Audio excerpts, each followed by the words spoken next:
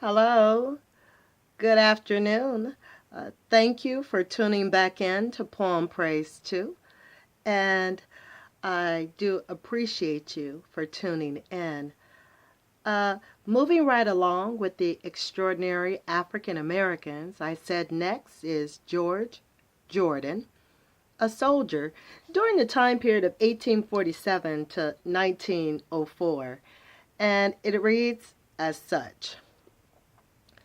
Now, on the night of May 13th, 1880, George Jordan, an African American soldier in charge of 25 troopers, received word that a small white settlement located near the Mescalero Indian Reservation in New Mexico was in serious danger of attack. Now, ordering his men to mount up, Jordan and his group rode through the night to reach the settlement. Once there, the troopers erected a stockade for the protection of the settlers, positioned themselves for combat, and waited. At sunset, 100 Apaches attacked. Although they were outnumbered 4-1, Jordan and his men drove off the Apaches. Now regrouping, the Apaches charged again. Forced back a second time, the Apaches rode off and never returned. Now, born in Williamson County, Kentucky, Jordan lived there until 1866, when he enlisted in the newly established 9th Cavalry. The 9th Cavalry was one of 4 all-black military units operating in the West. 2 of them, the famous 24th and 25th Regiment, were infantry. The other 2, the 9th and 10th, were cavalry, made up mainly of experienced Civil War veterans, whom Native Americans nicknamed Buffalo Soldiers. Famous for their courage and fighting ability, these African American soldiers made up 20% of the cavalrymen in the Old West. In addition to serving in the West, these regiments also saw action during the Spanish-American War, 1898.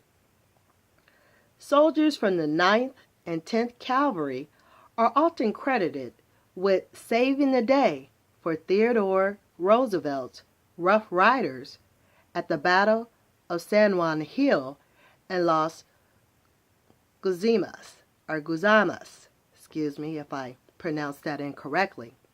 But said a white officer, if it had not been for the Negro cavalry, the Rough Riders would have been exterminated. So the Negroes saved the fight.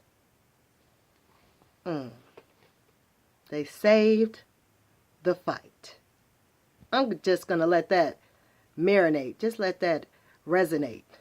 They saved that fight. All right, moving right along. Teddy Roosevelt said, I don't think that any Rough Rider will ever forget the tie that binds us to the 9th and 10th Cavalry. Now, Jordan served faithfully with the Army for 30 years and participated in numerous campaigns against Native Americans, Mexican bandits, and American outlaws. He received the Congressional Medal of Honor for the leadership and courage he demonstrated in 1880 when he fought the Apache in New Mexico. Now, during his last years of active duty, Jordan was stationed at Fort Robinson, Nebraska. Now, following his retirement, he moved to Crawford, Nebraska, where he became a leader in the African American community. When he became sick in 1904, Jordan returned to Fort Robinson for medical help. The Army doctor refused to treat him, saying there was no room in the hospital. Jordan died a few days later. Although the Army treated Jordan poorly, history does not. Today, Jordan, along with other Buffalo Soldiers, takes his place among America's most courageous fighting men. So I certainly like to thank you for tuning in regarding Jordan.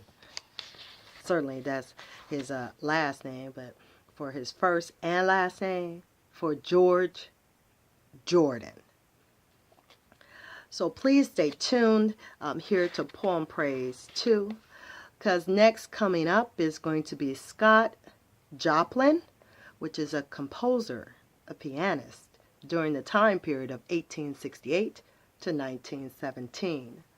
Certainly, if it is in thy will, I'll be talking with you in just a moment. So until then, certainly be blessed, y'all, all right? And I'll talk to you in a minute, a little later.